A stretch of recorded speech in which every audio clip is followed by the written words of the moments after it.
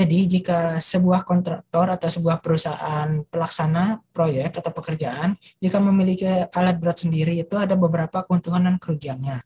Jadi untuk keuntungannya itu perusahaan tidak bergantung dari pihak lain.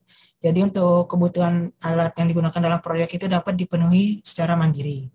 Kemudian alat langsung di bawah kontrol manajemennya. Kemudian ada nilai prestis atau nilai wah atau nilai tambah dalam perusahaan tersebut. Jadi dapat juga digunakan sebagai branding.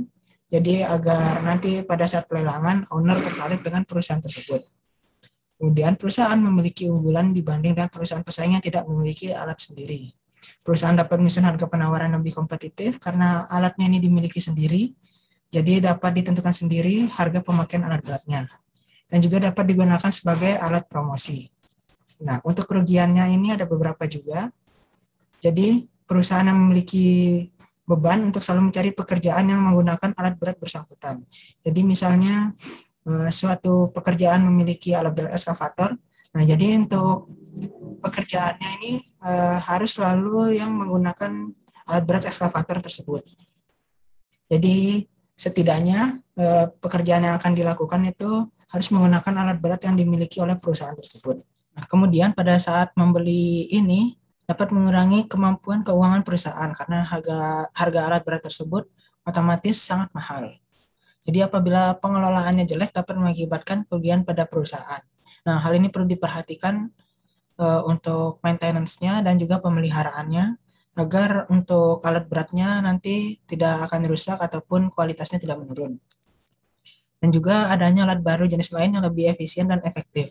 Karena sesuai dengan perkembangan zaman, maka akan muncul alat baru dan alat baru yang lebih efisien dan efektif sehingga dapat menggantikan alat berat yang keluarannya lebih lama. Selanjutnya untuk perencanaan kebutuhan peralatan ini ada beberapa hal yang penting diketahui.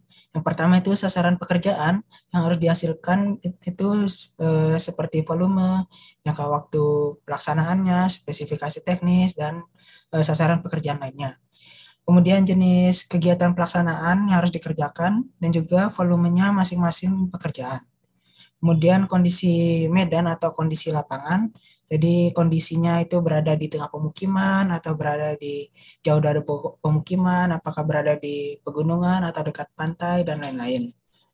Kemudian jadwal dari masing-masing jenis peralatan dan jumlahnya, serta jenis kegiatan pekerjaan dan kondisi medan, dan juga serta spesifikasi dan kapasitas peralatan yang bersangkutan yang dibutuhkan. Selanjutnya, yang kelima yaitu bagaimana mobilisasi peralatan dilaksanakan agar pada waktu diperlukan sudah tersedia di lapangan dengan kondisi yang sudah siap operasi untuk jangka waktu pelaksanaan proyek. Jadi dalam manajemen penyelenggaraan pekerjaan konstruksi, dari pihak penyedia peralatan atau kontraktor harus sesuai dengan kebutuhannya, ditinjau dari jenis, jumlah, kapasitas, maupun waktu yang tersedia. Jadi cara menggunakannya pun harus mengikuti prosedur pengoperasian sesuai dengan fungsi masing-masing peralatan. Setelah itu, peralatan harus disimpan di tempat yang bisa melindunginya dari kemungkinan hilang atau rusak, bahkan pencurian.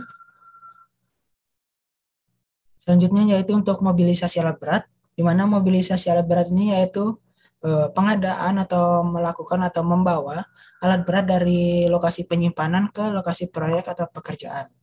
Jadi mobilisasi ini sangat penting dalam mendukung pengendalian waktu pelaksanaan satu proyek. Jadi yang pertama perlu diperhatikan jadwal mobilisasinya. Jadi harus mempertimbangkan alat angkutnya apa, rute perjalanan, dan juga asuransi pengangkutan. Kemudian keterlambatan mobilisasi dan mobilisasi ini menyebabkan terlambatnya waktu pelaksanaan proyek sehingga ketepatan waktu ini menjadi hal yang sangat penting. Kemudian untuk metode pengangkutannya ini juga perlu diperhatikan karena harus memperhatikan waktu, keamanan, dan biayanya.